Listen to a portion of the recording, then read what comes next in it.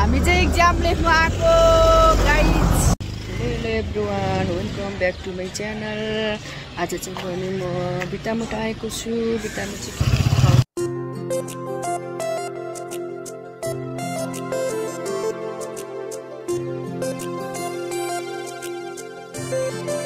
हामी चाहिँ एक्जाम लेख्नु आएको भिटामुट के को होला।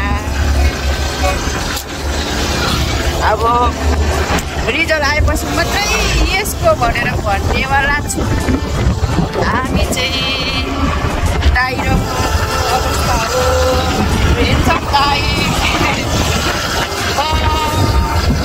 एक्जाम दिएर घर फर्किँदै गरेको। फाइनली हामी चाहिँ अब एक्जाम कस्तो आउँछ थाहा छैन।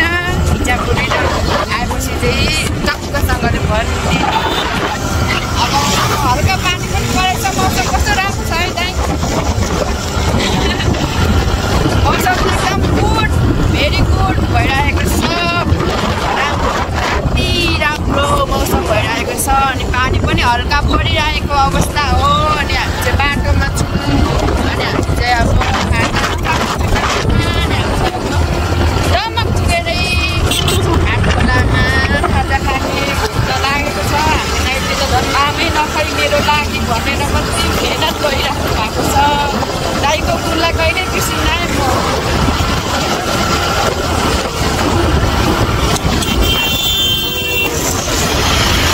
बाटो बिग्रेको अवस्था, बाटो मर्मत हुँदै गरेको अवस्था हो।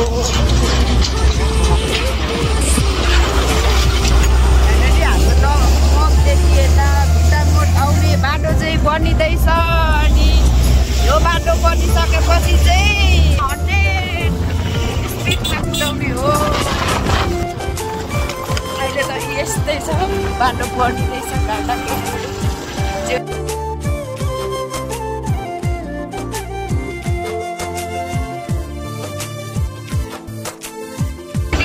हामी चाहिँ दमक पुग्नु आँट्यो। कति छिटो आइपुग्यो आज। घर जाँदा त छिटो हुन्छ, घरले तानेर होला। अघि आउँदा त ढिलो भयो, अहिले जाँदा त छिटो हुँदैछ गाइस।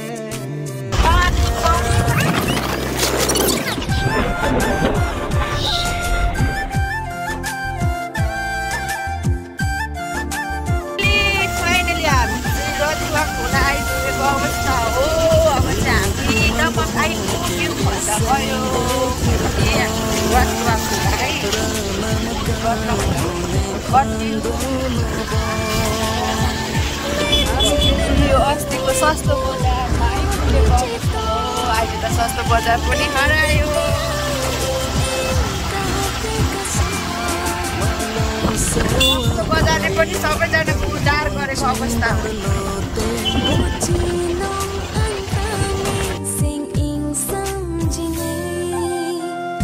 सस्तो बजार गर्ने र हामी चाहिँ हाटखोला जाँदैछौँ।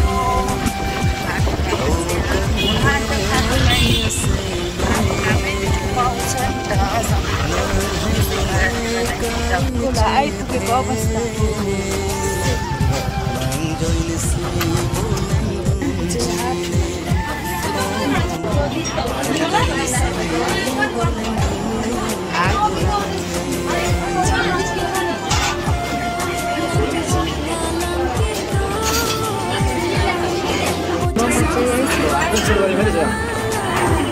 हामी चाट खोलामा खाजा पनि खाएर अब चाहिँ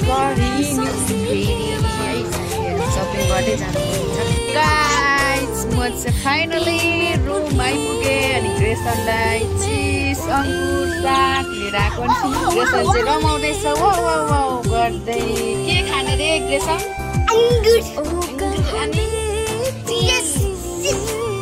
ग्रेसन पैसा लाग्यो। कति हो त्यो पैसा चाहिँ? 1000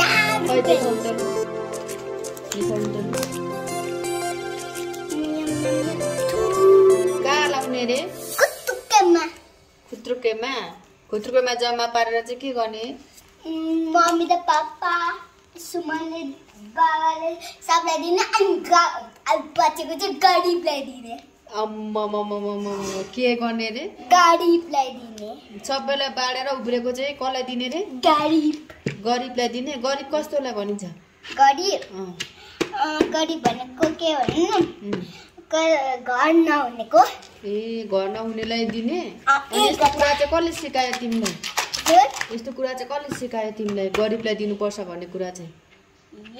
आफै सिकेको? स्कुलमा सिकेको हो? आफै मनमा ज्ञान बुद्धि ज्ञान त्यस्तै आयो? अनि 1000 बाँडिदिन्छु अनि त्यसले घर बनाउँछ। 1000ले घर बनिन्छ? गरिबको 1000ले घर बनिन्छ? गरिबलाई दिनु माया लाग्छ? लु है गाइसहरु, ग्रेसनले चाहिँ गरिबलाई खुत्रुकेमा पैसा साचेर पापालाई मम्मीलाई आमालाई बाबालाई दिएर उब्रेको चाहिँ गरिबलाई बाँडी दिने अरे। अनि तिमीलाई चाहिँ? मलाई चाहिन्छ। तिमीलाई पनि चाहिन्छ? कति रुपियाँ भन्नु? कति रुपियाँ भन्ने? मलाई 100 रुपियाँ। तिमीलाई चाहिँ 100 रुपियाँ चाहिन्छ? अनि गरिबहरूलाई चाहिँ 1000 बाँडिदिने? अनि खुत्रुकेमा चाहिँ कति छ होला पैसा चाहिँ? 910,000। हो ल यसरी नै ज्ञानी बन्नुपर्छ ल। पढेर ठुलो मान्छे बनेर पो जब गरेर पो गरिबलाई त दिनुपर्छ त। अब पढेर गरिबलाई अनि खानेकुरा पनि दिन्छु। हो खानेकुरा पनि दिन्छ? होइन ल खानेकुरा त तिमीलाई नै पुग्दैन त नि? पुग्छ। हाम्रो ग्रेसन त नि निकै बाठो हुँदै गइसक्यो।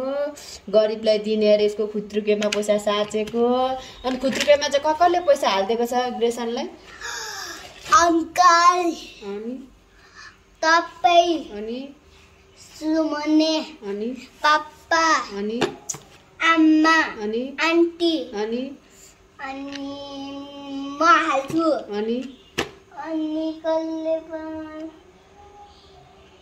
बाबा। अनि ठुलो तुम्बेले हालिदिएको पनि छैन? ठुलो तुम्बेले हालिदिएको त 1000 दुईटा। अनि ठुलो तुम्माले दिनुभएको। अनि कति रुपियाँ भनौँ? 1000। 1000 नि कतिवटा भनौँ? 5 वटा। अनि सबैको जम्मा गरेको छ ग्रेसनले। अनि धेरै भयो।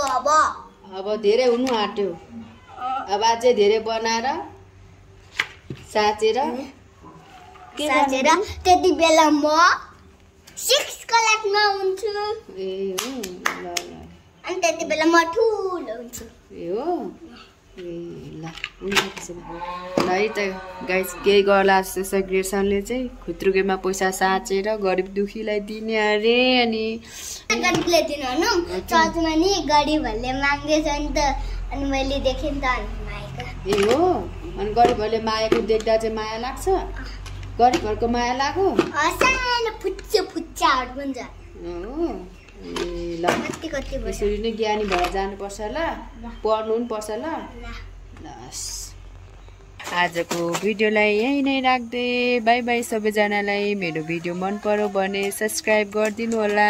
सबैजनाले माया गरिदिनु होला। फेरि नेक्स्ट ब्लगमा भेटौँ। सबैजनालाई बाई बाई।